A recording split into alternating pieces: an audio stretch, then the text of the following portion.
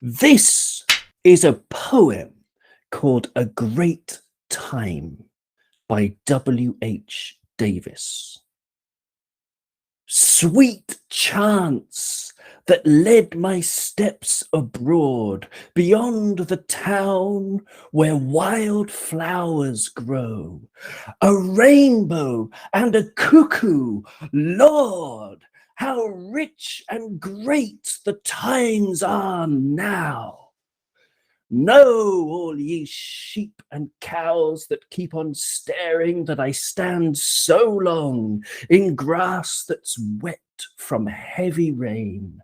A rainbow and a cuckoo's song may never come together again, may never come this side of the tomb.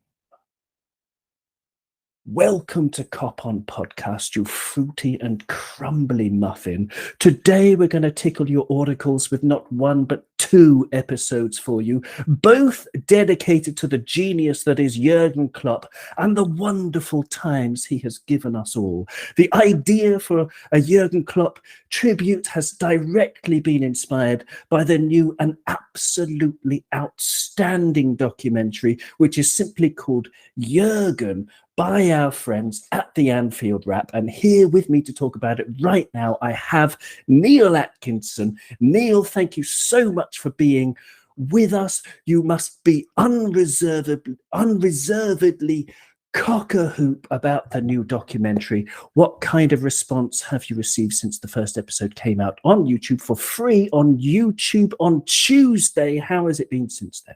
It's been hugely positive, and thank you very much indeed. And I'm delighted to be greeted by W.H. Davis, one of the finer Welsh poets that I think there's been across the last 150 years or so. So it's great to be greeted by W.H. himself.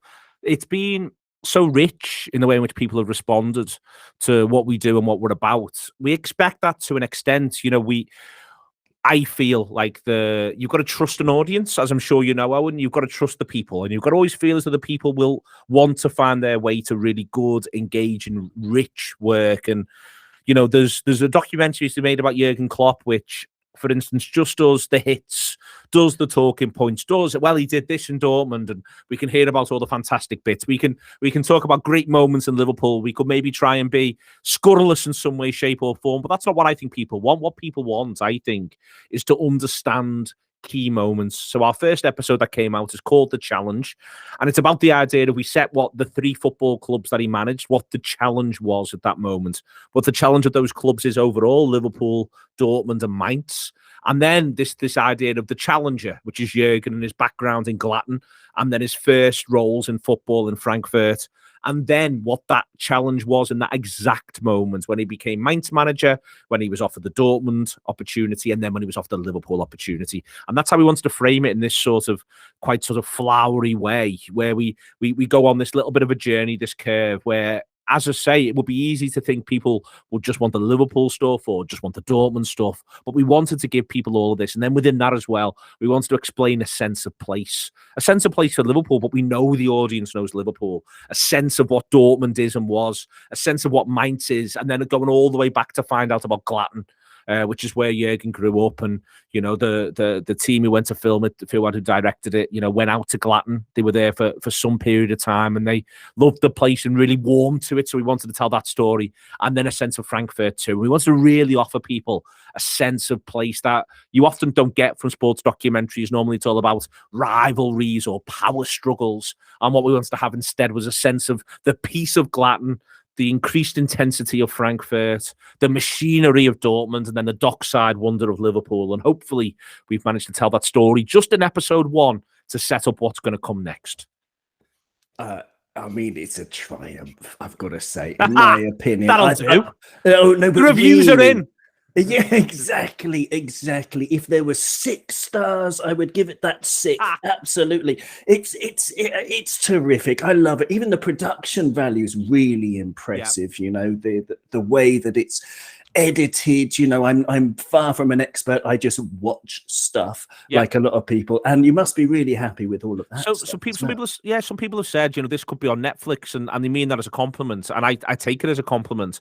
But one of the things that makes me sort of stop and dwell on is, you talk about the quality, and what they mean by that is about the quality, the production values, the quality of the editing, like you said. But Fuad Hassan, who's 24 years old, who works in our office and does lots of brilliant stuff with us, and he's good on shows. He talks about Liverpool, but it was his idea, and it's Fuad who's gone on to direct it.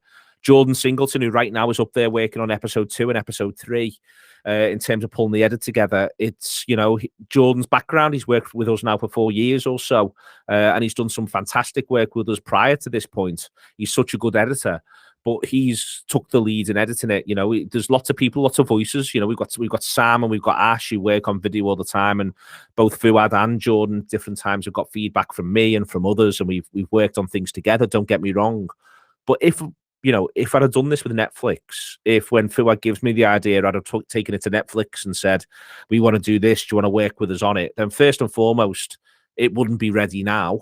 Secondly, they wouldn't give the opportunities to people like Fuad and Jordan. And you understand why, because there's huge sums of money involved, and also they just simply don't know them. It's not me criticising, really, but it's more what I wanted and what I always like to have at the Anfield Wrap is just constant opportunity to do good things, opportunity to do fun things, opportunity for people to stretch themselves. And for Jordan and Fuad, this has been, it's been a big stretch. It's been a big ask. And for the whole team, whilst all this has been going on, Liverpool have been playing a game every 3 days. And as you know, Owen, at the Anfield Wrap, we do somewhere between 8 and 10 videos a week and 14 podcasts a week, and for our subscribers. And they won't have seen that diminish. They won't have seen the quality of that diminish. But that's been the case. The whole team's been working on all of that.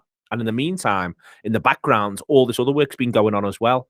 So it's a whole team effort. Everyone's been themselves. Everyone's been the best version of themselves. Everyone's really backed what we're trying to achieve here internally. To get the positive response is great. But what it also is testament to, I think, is the ability of ordinary, or people who will be deemed ordinary, to do the unlikely, to find a way to tell a story, to find a way to be the best version of themselves when you give them the opportunity to do it. And for me, that's the best part of this win. There's still more episodes to come. The partnership with Erdinger has been fantastic. They came on very late in the day, and they trusted the process. They trusted what they've seen. They trusted us to sort of finish the job. They haven't been giving us lots and lots of notes, which sometimes when you work with corporate people, they do want to give a lot of notes. They want to have a certain amount of control. Instead, they've offered a lot of trust. We've put a lot of trust in our young people, and they've delivered this thing, and I couldn't be prouder of them. It's brilliant. I mean, it's brilliant.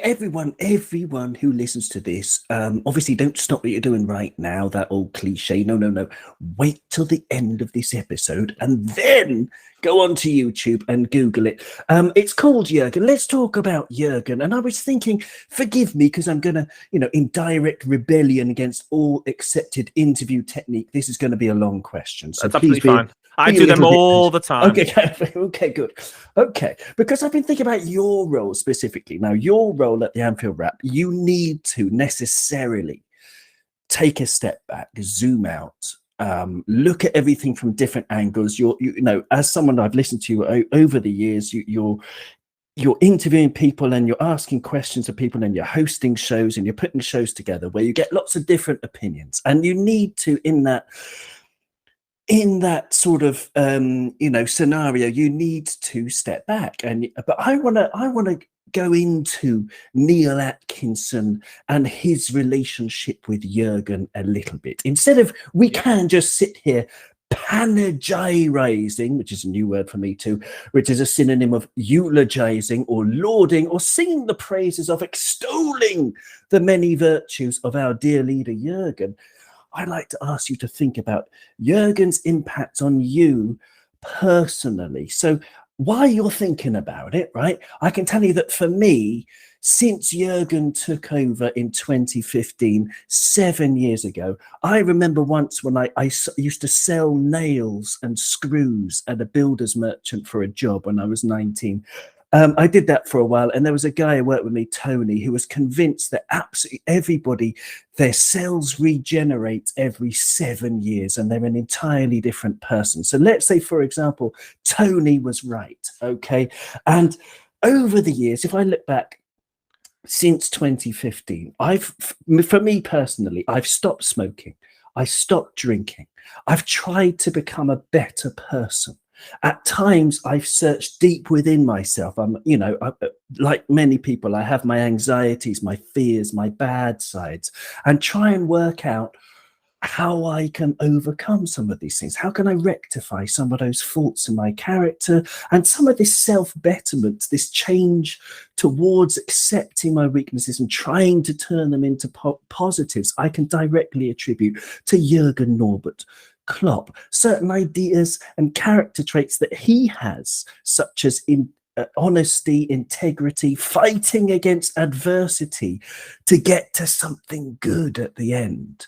They've truly inspired me and genuinely given me a more positive outlook on life. And I just want to ask you, is that weird, or is that something you can relate to? How has he affected you? I don't think that's weird. I think, for me, there's obviously both professional, given, the fact that the Anfield Wrap, unfortunately, it's my full-time job. There's both professional aspects to this and personal aspects, and to sort of run through a couple of them. I have found that when I look back on doing the Anfield Wrap, there's obviously the initial excitement around doing it. And then there's the two things happen relatively close together. One is that we start to do the live radio show. And there's nothing quite like doing live radio, and loving live radio, by the way, that really offers a sense of the way in which you want to be a communicator in an audio sphere, who you want to speak to, why you want to speak to them, how you want to speak to them, to really sort of engage internally in that conversation, I think is interesting. And then not too long after, there's the Brendan Rodgers nearly winning the league season 13-14, which was, for me, such a rich surprise, to be honest with you. It's something that we could all get carried away with, and carried away, I think, in the best way. There's people who don't like being carried away. If you don't get carried to victory in the end, there's people who grow quite resentful of that, and I understand why. None of us like to feel as though we've been sold a pup, but for me, that was a year where I felt able to sort of find a voice and find a way to communicate and find a way to articulate certain things that I've always sort of thought about football, but which began to crystallize. Obviously, with Brendan, it doesn't sort of go so well in the seasons that follow, and then we end up with Jürgen. And I'm absolutely convinced that part of Jürgen's story, a little bit, there's a prologue, which is 13-14, where Jürgen, who's engaged obviously in the business of European elite football at that point, sees what Liverpool did in that season, sees what Liverpool could be, and I think it's part of what leads him to eventually become Liverpool manager in the October of 2015. And then I think from that point, the wholehearted commitment to ultimately finding the essence of both people, of place, of moment, and of the humanity of all of this that I think Jürgen is about, and the people that he works with, in terms of wanting to create the space for them to be the best version of themselves, is what I think is really important. And for me, it isn't necessarily the idea that Jürgen even inspires his players or supporters of Liverpool to be the best versions of themselves, although I think that is at times true. What I think he's been absolutely brilliant at is creating the space for people to do it in their own way at their own time. So we found out more about the charity work that, for instance, Liverpool players do, but also not just that they do charity work, but why they do charity work since Jürgen Klopp's been in than we ever have before. We found out and seen and lived the experience of Liverpool supporters having an absolutely enormous party around their football, which they almost certainly did do in the past, but we've been able to understand it better, and the rooms being created for it by Jürgen Klopp, in part because of his achievements, but also because of the personality. And I think that's where the professional sort of steps across into the personal. I've been fortunate from doing the Anfield Wrap to be part of that, to fill that space to a certain extent. And Jürgen is a significant part of that. But what I feel as though what I've sort of taken from Jürgen when I think of him, when you talk about those things that are all true, his honesty, his integrity, and his ability to fight against adversity, and the fact that he wants you to do that. But what I think he is also shown the ability to do by the way in which he is honest, by the way in which he treats people, by the way in which he interacts with colleagues and with the public and through the media, is he basically finds the way to try his best to leave room for people to be the best version of themselves. And he understands that achievement of someone becoming the best version of themselves, or as close to that as they can be, it's their achievement, it's not his. He's very humble and shows real humility around that. He's always wanting to put his players first, but he understands that that's the bit that matters. That if he's able to do anything or create any bit of space, it's the space for people to be the best version of themselves. And that's what you're talking about, that's what he's inspired in you. He's not made you do it. What he's done, though, is he's maybe at times when you've thought about circumstances, you've still done all the work, you've still done all the graft, but what he's been able to do is, and what you've been able to think about, is that actually different things are possible, that the old ways of doing things aren't always the case. And I think it's really interesting now to flip it back to Jürgen's own professionalism. When you look at the reaction of, for example, Mikel Arteta around his Arsenal team, it's a reaction that shows so much natural emotion in public. Would that have been the case pre-Jürgen Klopp? In terms of being able to create that space, would he feel as though that was a style of management? It might have been something he would want to do, but would he feel as though it was a way that you're meant to manage, or would it be back to the austere school of you don't give too much away? The next game starts as soon as the final whistle goes on the first game. Jürgen doesn't believe that. He believes the celebrations for the previous game starts as soon as the final whistle goes on that game. I'm worried about the next game tomorrow morning. He thinks you're doing football wrong if you don't do it that way round. Because what he wants is people's lives to be filled with that joy. But he can't make you fill it with that joy. He can just create the space where that joy can sort of naturally occur. And I think that is the brilliance of the man. I think it's the brilliance of the man on a personal level. I think it's the brilliance of a man on a sort of cultural and managerial level. But in terms of the impact he's had on, for instance, Mainz, Dortmund and Liverpool, and all those who sail in it, all around the world, I hasten to add, that's what he's done. And for me, it's the best form of leadership. It's the form of leadership. I think when people they say that they wish that Jürgen was a politician or something like that. What they actually mean is they mean that they would like someone who filled the idea of the space can be filled with hope and potential, rather than that you make people be better, rather than you force them to be better, rather than you authoritarianly and sort of say you should be this person or that person. Instead, Jürgen says there is another way is possible.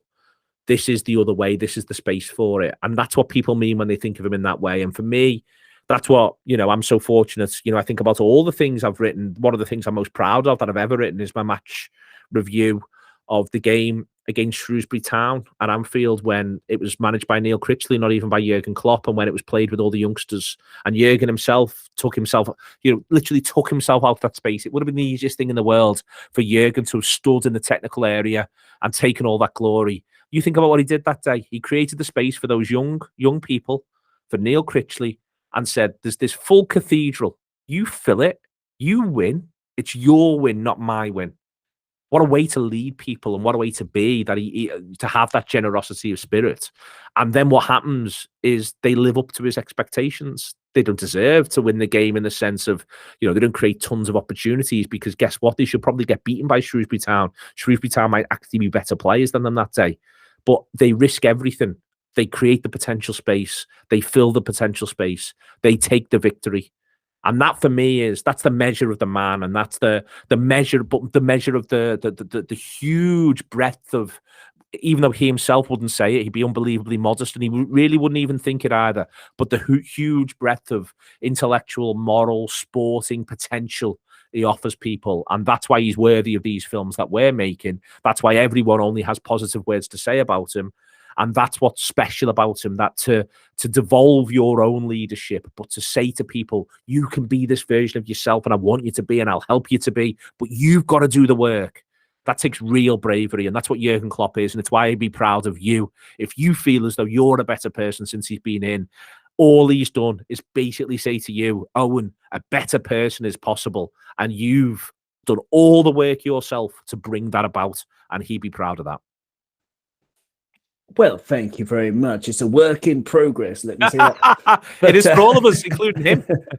But no, wonderful answer. But you mentioned, positivity and joy and these kind of things, that their words, as in the documentary, are associated with Jürgen Klopp, and it's a wonderful answer. But I want to talk about some of the joys. We've only got a few minutes to talk about, but some of the joys that he's given you. Yeah.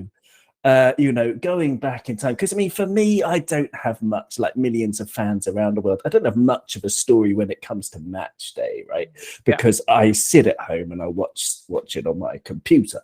But your lucky enough to be in the city, to be going to the matches. And for example, if I, you talked about the greatest hits of Jürgen in the past. If you were to rifle through all of the wonderful, wonderful games that Jürgen's been a boss of, and pick one out, any outs, what would you pick? Memories. My favourite ever moment supporting Liverpool is probably the moment Mohamed Salah scores against Southampton in the March of 2019 to make it 2-1 in the year that we were going for the title. And we don't win the league that year, but that was the moment where I was firstly utterly convinced we were going to, and I was right. I was just wrong by a year. But also where just the sheer sort of unbridled joy, and I was so lucky to be in the away end that night, the sheer unbridled joy of that at such a high level. And I remember coming away from the game thinking, if they do this this year, it may never be like that again. Like this, that might be it. Like literally, I often have a line I say on our show sometimes, what's the best night out of your life, and have you already had it yet? And I remember sort of coming from the ground. I remember trying to write afterwards and doing some work, some audio work. I'm on the train back from Southampton to London, and I'm crying, and I'm crying onto the screen as I'm typing, because I'm sort of like, I'm just sort of quite emotionally overwhelmed from the moment, the release, but also just maybe the realization that this could be it, this could be the thing. And that's really, hugely significant, really. And I still think that league title was won across 2 seasons. Manchester City eventually just sort of go, oh, for God's sake, just win it, will you? Because we can't handle this. And that part of that was, for instance, nights like that one where, it was a side that we're just not going to take no for an answer eventually, and in the end they don't. So, that's always been the sort of the one, whilst it isn't and doesn't even lead to, theoretically at least, the lifting of a trophy and all of that sort of stuff. That's always been the one that just was the one that was most filled with sheer potential. But there's so many. Divock Origi's goal against Everton in the 1-0 will remain one of the most joyous moments I've ever had in a football ground in any way, shape or form. You were there, amazing. I was there, and it was amongst the funniest things you've ever seen in your life. And you go through the list, and there's so many of them. There's so many miraculous moments. We've done a show on it on the Anfield Rap called Football Miracles, just under Jürgen Klopp. So many miraculous moments Jürgen has been around for. The Alisson Becker header, even though there was no one in the ground against West Bromwich Albion. These things, Kelleher in a variety of shootouts and his winning, what became the winning penalty last season in the League Cup final. But then you could find something else 10 days later or 10 days before, because this is back to filling the space. Jürgen doesn't make the miracles happen. The footballers make the miracles happen. But it's Jürgen who puts into them over and over and over again. You are capable of the miraculous, and we will create the space for the miraculous. And guess what? You'll fill it. Yeah, brilliant stuff. Brilliant stuff. I think maybe we've got time for one more question, but even though I've got about 55 of them. But just because I'm so excited to talk about Jürgen. But okay, yeah, I mean, where do I start? Transfer-wise, I want you to pick your favourite one. But just before, I looked on Transfermarkt, and Pep Guardiola, for comparison, has spent 1 billion and 46 million euros. 1.046 billion euros on players just since his time that he joined Man City. And Klopp, half of that, 532 million. It's 514 million less.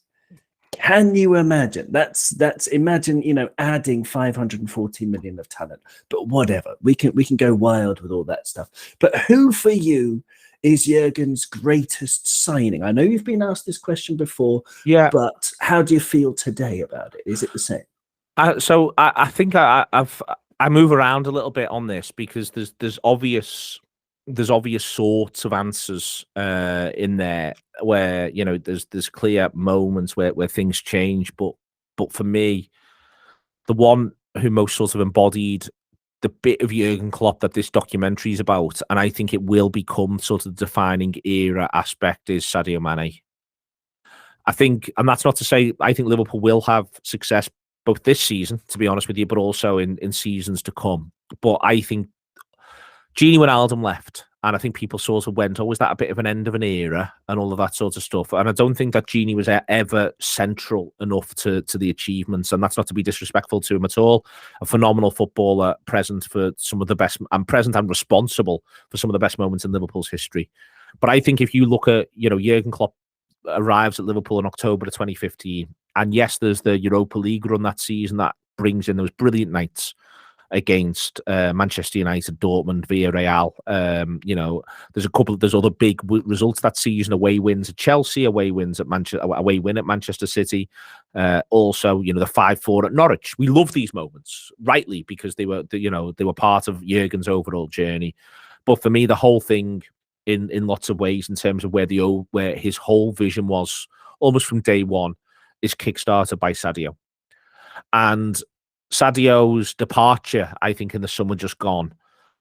You said before about the cells regenerating after 7 years. It is Jürgen's 7th year. Jürgen's 7th anniversary is in the October of 2022. And that's part of the reason why we wanted to do the documentary, because it's 7 years at Mainz, 7 years at Dortmund, and then it'll be 7 years at Liverpool. And for me, the answer to the question that you've just asked becomes now Sadio Mane. If you'd asked me this 12 months ago, I possibly would have still said, say, Virgil van Dijk. I might even have said the goalkeeper.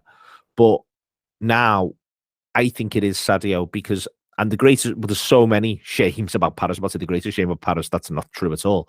But I think the greatest sporting shame about Paris is that I think Sadio Mane's last Liverpool game, firstly, should have been a victorious one, but also should have had him lifting the biggest prize in club football before our very eyes.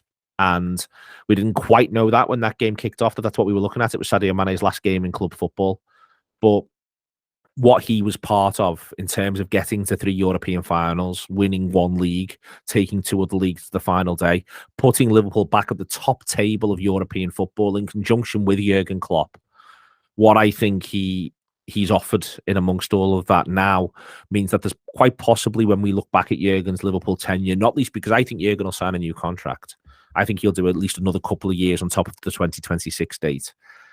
I think that what you'll end up with is being able to talk about 2 phases of Klopp. And I think the departure of Sadio will end up being the bookend of part 1.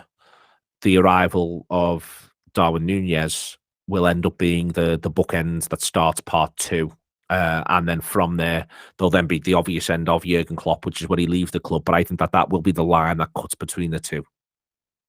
Absolutely wonderful answer. I mean, I did look up Sadio Mane's stats: 245 starts for Liverpool, 120 goals and 38 assists. And that doesn't begin to tell, the first page of the story. Because for me, it's, the joy, the happiness, his snarl, his will to win is going to live. It's like the brilliance of his goals.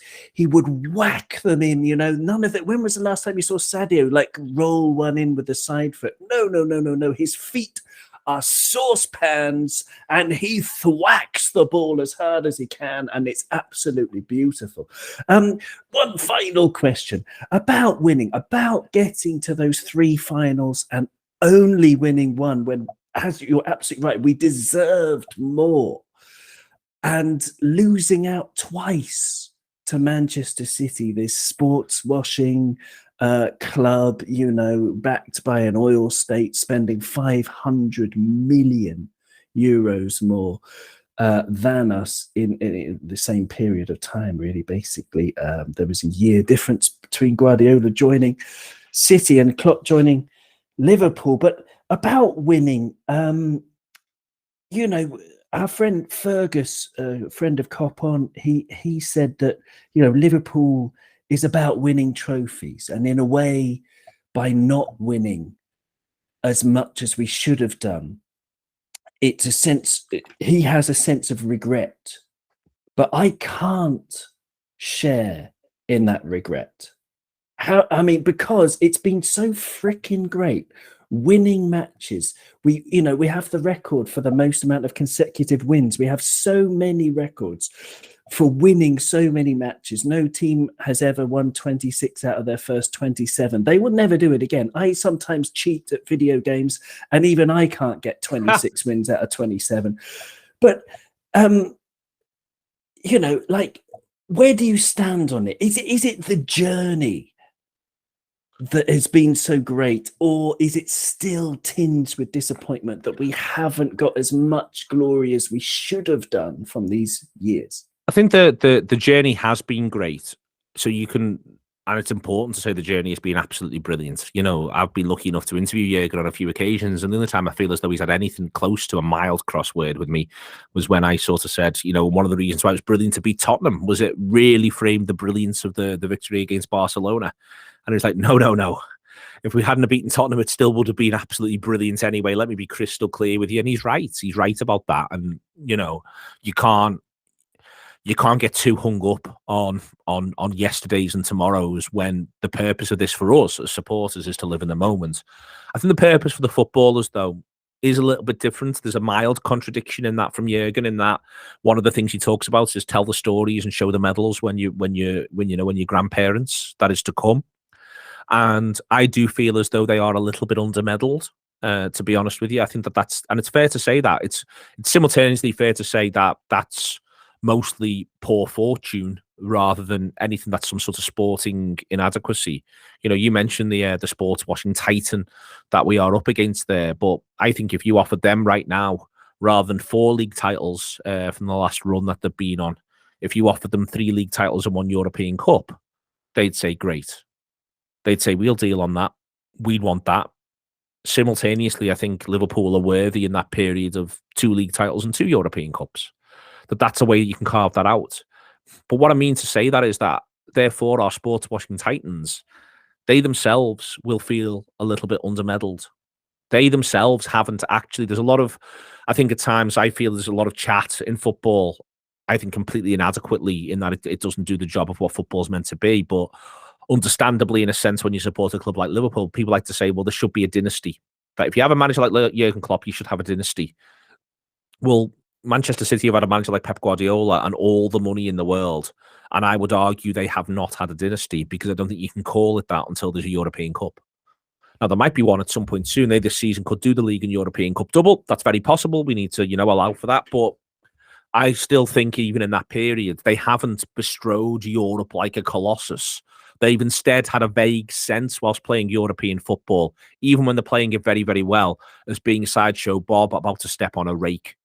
They've always had that about them. Whereas in the same period, Liverpool have bestrode European football like a colossus, but simultaneously have only, unfortunately, because of running into another colossus in Real Madrid in a final setting, have had the misfortune. And I think in the second final, most definitely, in hindsight, that game, Liverpool, and again, the off-the-pitch stuff doesn't help, Liverpool find themselves effectively not winning a game where they are the better side. If we're honest, they're the better side on the night, and they are the better side in general in that period than Real Madrid. It's a final that Real Madrid clawed their way to, and this is about respecting that. Like, we should respect that they clawed their way to it, but they weren't pulling apart every single side in Europe. They were just doing what they needed to do. So I sort of both get to agree with you and your friend Fergus, which feels as though it's a little bit unfair, but if you add 1 more European Cup and 1 more league to this period, you wouldn't still say it was a dynasty, because another side would have won more of your league title than you. In Manchester City, they would have won 3 in a 5-year period where Liverpool had made Champions League finals and competed at the highest level. But I think you're able to say that Liverpool, and whether we like it or not, Manchester City, have been a little bit unfortunate that there isn't either more or different silverware in the cabinet over the period. I think is the case. I think 4 or 5 years for the 5-year run that goes back from 2022 to 2017, the 2 best teams, club or country, on the planet have been Liverpool and Manchester City. So they probably should both have won more silverware or different silverware. So I think that's worth bearing in mind. And then last season, Liverpool come within 10 minutes of their first ever domestic treble, and within 10 minutes and a goal in a final of the football's first quadruple. If you can't love those journeys, for what they are, then what are we all doing it for? And I think Jürgen Klopp himself would say that this is about the shared experiences and the journeys. The other stuff, hopefully it'll come. Hopefully it'll still come this season. Last season it came in the form of 2 trophies, 2 domestic cups. Hopefully it comes, and hopefully it's still there. But it is important to say the journey is what matters most. Absolutely. And just to clarify, I disagree with Fergus. I know Because, you for disagree with it. example, I'm split between the two of you. oh, sorry. Yes, but just to be absolutely clear, because yesterday I looked at highlights back from the Roma game, because when I was researching this, going through all the great wins and stuff, and my word, we didn't win it that season, the Champions League that season, but oh la la, like it's just beautiful, these memories. And as you said before, you know, beating Man United in knocking them out of the Europa League and you know, getting to that final, I've totally made my peace with it. I'm a journeyman. And it's been absolutely brilliant. But you know, we have been unlucky. You can't always predict what happens in life, as Jürgen might say. He's often being quite philosophical about life. But what I can predict is that the Anfield Wraps Jürgen documentary will continue to be a huge success. So thank you very much, Neil. It's been a pleasure. And yeah, hopefully speak to you again soon. But all the listeners, go check it out. Subscribe to the Anfield Wrap. It's magnificent stuff. So thanks very much. Thank you. Always a pleasure, Owen.